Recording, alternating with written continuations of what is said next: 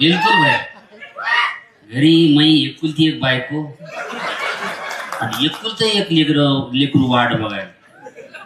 त्यानं सुरुवातीला म्हटलं आम्ही कवी आहोत. आम्ही खरंच कवी आहोत. मी कवी असल्यामुळे मी घरून आलो. काही काही मोठे माणसं होतात, जगभर फिरत राहतात. ज्याच्या घरी कुणी नाही की सगळा देश फिरत राहतात.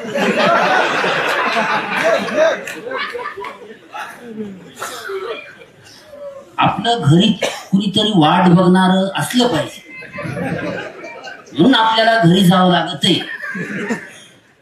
त्याच्या घरी काहीच नाही, ती बोंबलत होते.